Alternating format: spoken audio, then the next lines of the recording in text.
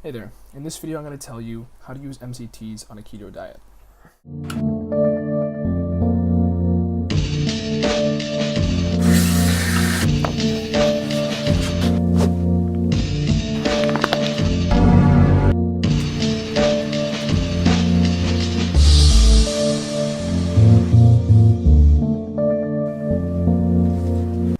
So, MCTs are a supplement in the keto industry, which means, the keto industry? The keto fitness niche, which means that they are going to often get misconstrued in how they're marketed to people.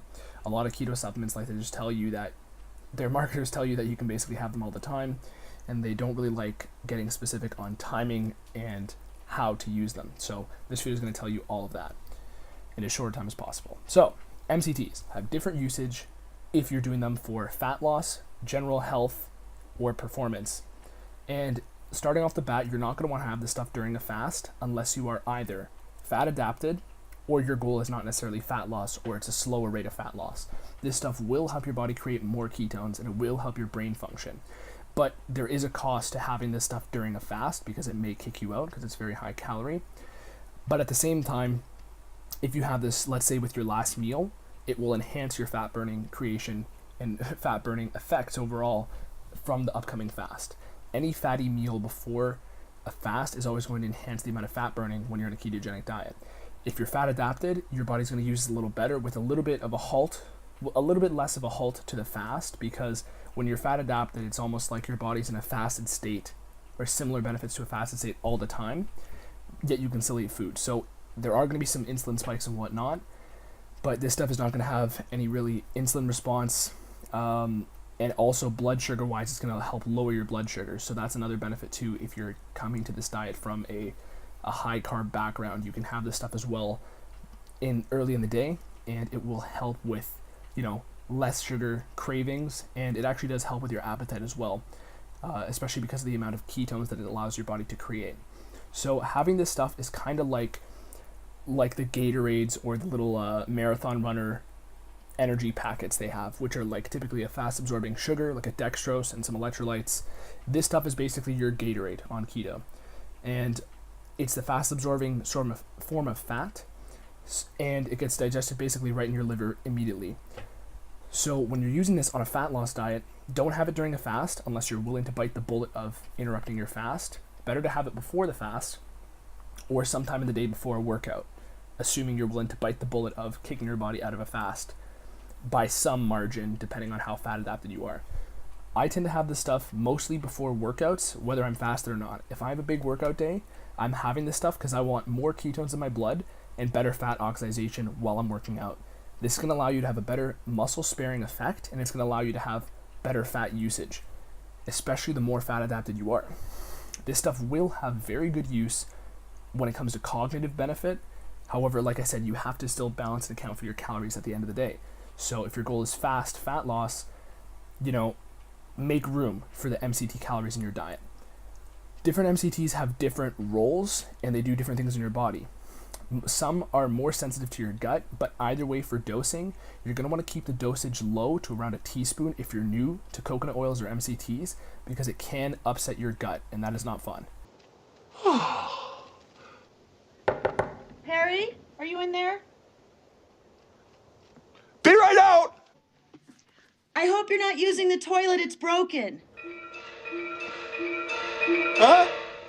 Huh?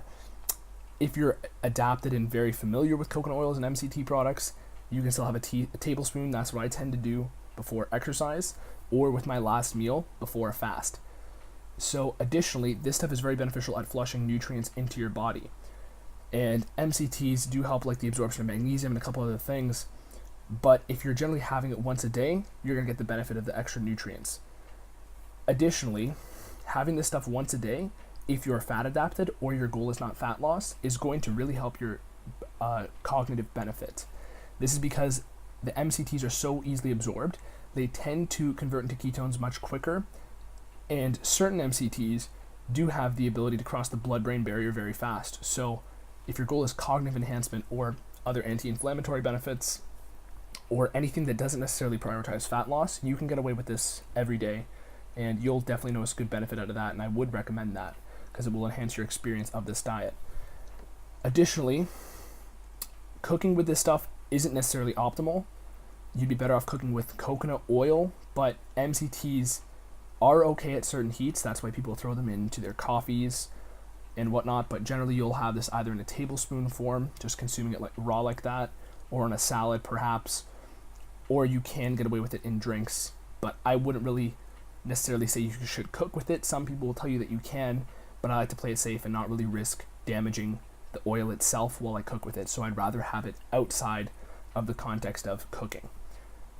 Additionally, when it comes to overall performance, if you can make room for this stuff, you should definitely be having it. View it as a food supplement rather than view it as a food rather than a supplement, because this is technically 130 calories of your day total food intake. It's just a much more absorbable version of fats. And basically what I recommend to a lot of people on a fat loss diet is find room to fit this in, because it will help your body produce more fats, it will help create more ketones for your brain, and it will help your athletic performance, increase that muscle sparing effect, and increase that rate of fat usage. So that's my 2 cents on MCTs. And another little tip actually is a lot of fatty acids require the amino acid L-carnitine to distribute them and basically allow the fats to be oxidized in your body. So if you do have the goal of fat loss, you don't necessarily need to use L-carnitine to help your body use MCTs, but it will be helpful if you do have an L-carnitine supplement with these MCTs when you're on a fat loss diet.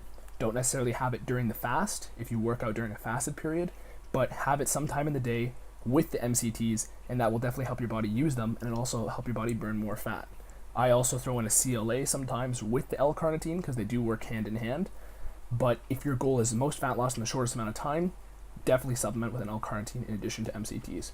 So that is how to use MCTs on a fat loss diet, a regular ketogenic diet, a fat adapted diet, any sort of keto diet. My name is Anthony Armano. Thank you for watching this video. Peace.